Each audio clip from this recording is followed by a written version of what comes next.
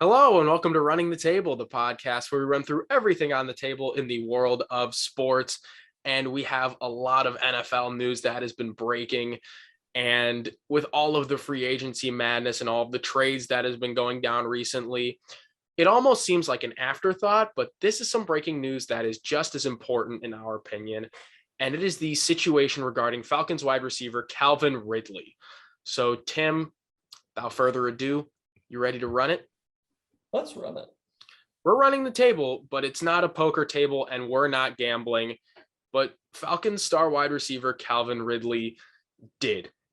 And for that, he has been suspended for all of the 2022 season at least. What do you mean by he was gambling, you may ask? Calvin Ridley made bets on NFL games as an NFL athlete. He made bets via Hard Rock Sports Betting. He made a 3-team parlay, a 5-team parlay, and an 8-team parlay, which actually included betting on the Falcons money line against a very, very iffy decision to make on a good day. Any day you're betting on the Falcons, you're in for a surprise.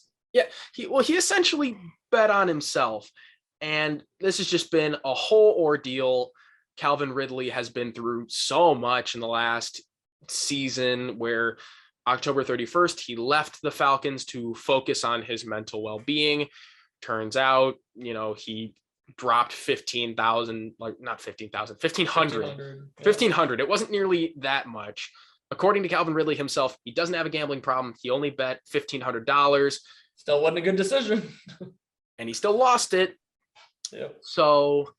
And apparently it was like his first time ever sports betting. It was like, so why do it on the NFL then? Test the waters in something else. And here's the thing, like he didn't even go through a bookie. Like he bet as I am Calvin Ridley. Yeah. And the thing with, like FanDuel and DraftKings and all these sports betting sites is that now that gambling has been legalized, they partner with the NFL, the MLB, the NBA, like college basketball. It's become a lot bigger thing than it has been in the couple previous years. So these institutions are able to track and see like the names that come through. And if they see like a player, they can throw up that red flag. And because Calvin Ridley bet as himself, that is when the NFL goes, oh, red flag, Calvin. You cannot do that. What you doing there? He's like, I'm placing some money on football. And they're like, no, you're not.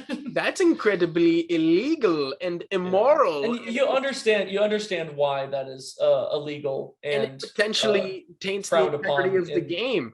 Yes. It's like I will say with the NFL investigation, at least they have found that there's been no evidence that any of his bets that were made against the Falcons or any other teams compromised the way the games happened. Exactly. He was just a dude betting on football. He was not a part. He just happened to be. He's not a part of the Falcons when he placed these bets, which I guess, and of course, there's memes being like, "Oh, now we know what Calvin Ridley did so bad. He betting on the other team. Oh my goodness, Calvin Ridley. What? This is a." He also bet for the Falcons, so that kind of nullifies that argument. But yeah, see. Here's the thing.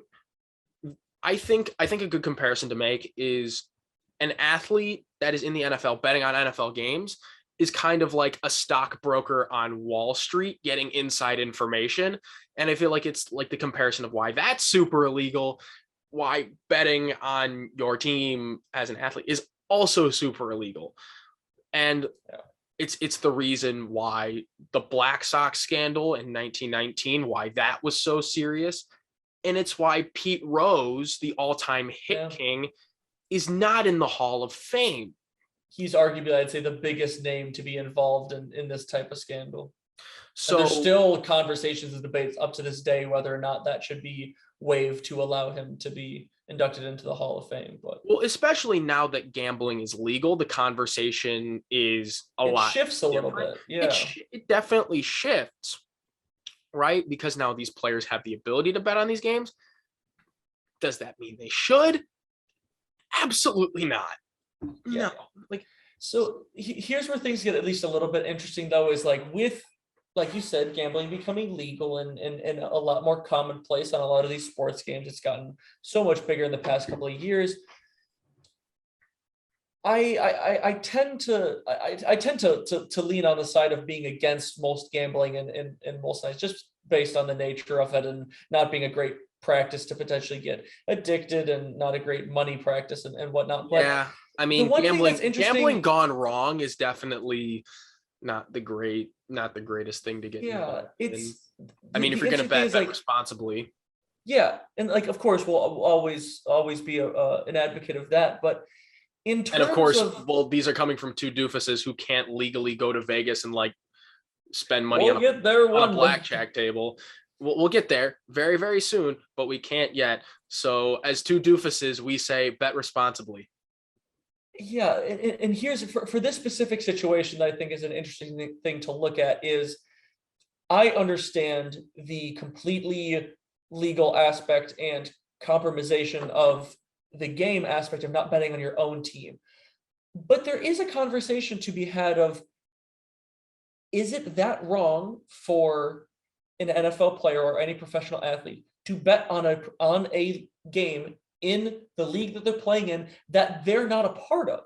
Because how does that make that necessarily any different than another member of society betting on that? And it's just playing a little devil's advocate. I'm not necessarily sure. I understand it, but I think the counterpoint. But there is a little bit of an argument to be made there.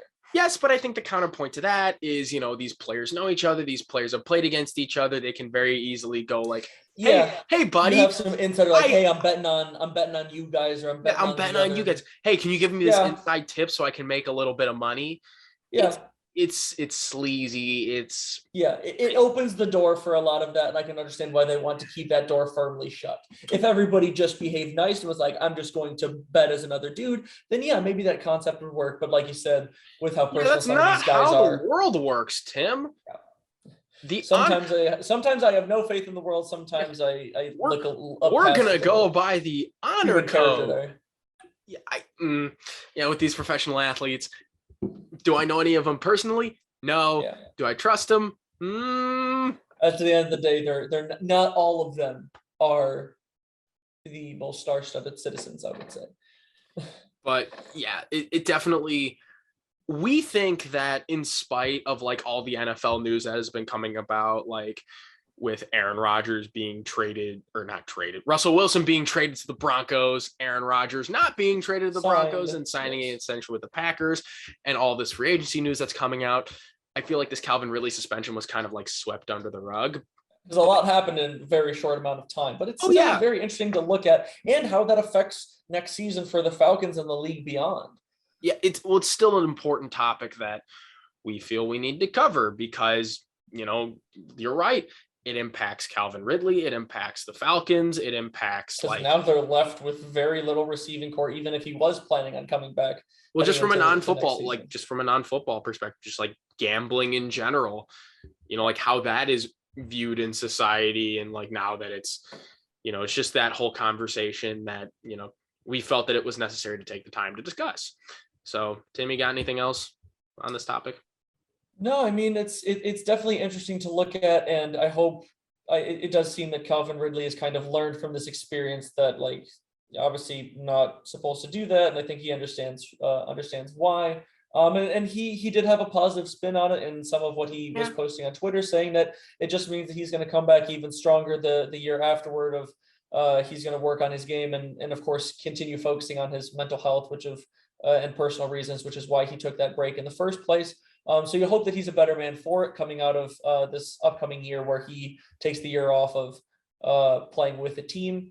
But overall, it's an interesting concept to take a look at. But I think that's all I've got.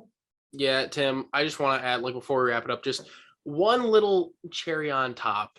The irony in all this is that people can bet on the day that Calvin Ridley gets reinstated into the NFL from his suspension. Yeah, I guess that's the depth that sports gambling goes. It really has all sorts of layers depending on how deep you're willing to dive into it. And you know what? I'm sure there will be plenty of NFL fans that'll be quick to jump on that bandwagon as that date gets closer. So It's quite a time, but Oh, you betcha. But that's quite a all. world we live in. Yeah, that's all we got for this Calvin Ridley situation and suspension. We have other NFL content as the offseason kicks off, and it has been absolutely wild so far. We've loved covering it. It is still March, and we still sleep in May, so we'll have tons of college basketball content for you. And go watch some of our other stuff. We think you might like it. But until then, like and subscribe for more Running the Table content, and we out responsibly.